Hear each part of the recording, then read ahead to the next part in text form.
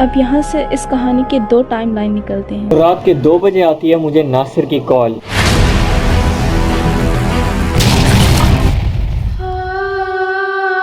तो हमजा और फिर अली से मिलने के बाद मैं सीधा घर आया। अभी एडिटिंग में बिजी था कि अचानक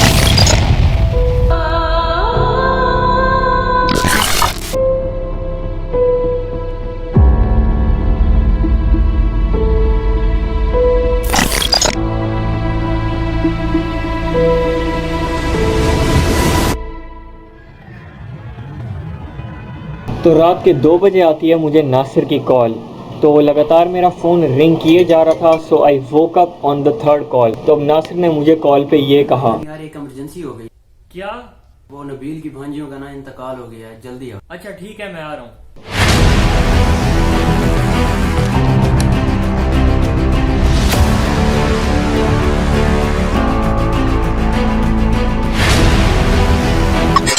तो 3 महीनों की बच्चियों का जनाजा पढ़ने के बाद रियान और मैं वापस आ रहे थे। तो जनाजा पढ़ने तक हमें रात के 2:30 हो चुके थे। तो अचानक से मेरे मोबाइल की घंटी बजी।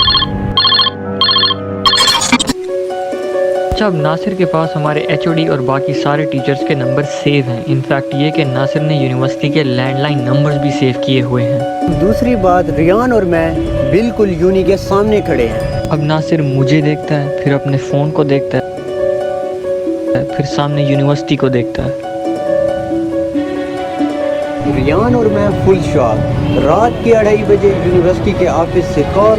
मैंने नासिर से कहा कि फ़ोन उठाओ और देखो और फ़ोन स्पीकर पे डालो। जैसे ही नासिर ने कॉल पिक की, दूसरी तरफ से कॉल डिस्कनेक्ट। यूनिवर्सिटी के गेट लॉक थे, लेकिन उमर ने मुझे एक मरतबा यूनिवर्सिटी इंटर होने के खुफिया रास्ते नासिर ने जैसे ही मुझे उस रास्ते के बारे में बताया, अब मेरे जहन में मुख्तलिफ ख्याल आ रहे थे कि क्या करना चाहिए। तो पहली चीज़ जो हम कर सकते थे, हम माजिद साहब के पर्सनल नंबर पे कॉल कर सकते थे, हम गार्ड्स को बता सकते थे या हम यूनिवर्सिटी जाके देख सकते थे। फिर मैंने उसी नंबर पे कॉल बैक की। किसी ने कॉल अटेंड की, फिर फ़ोन काट दिया। इससे ये चीज़ तो कंफर्म हो गई कि ऑफिस में कोई तो है। अब मैंने और नासिर ने यूनिवर्सिटी जाने का फैसला किया और नासिर लैंडलाइन नंबर पे कॉल किए जा रहा था। मैंने नासिर से कहा कि अब कोई कॉल पिक करे तो कहना हम तुम्हारे पास आ रहे हैं। जैसे हम खुफिया रास्ते से एंटर हुए तो किसी ने कॉल पिक की और मैंने फ़ौरन कह दिया हम आ रहे हैं। मोबाइल की लाइट में हम जैसे ही गैलरी से होते हुए माजिद साहब के ऑफिस के करीब पहुँचे। अब यहाँ से इस कहानी के 2 टाइमलाइन निकलते हैं।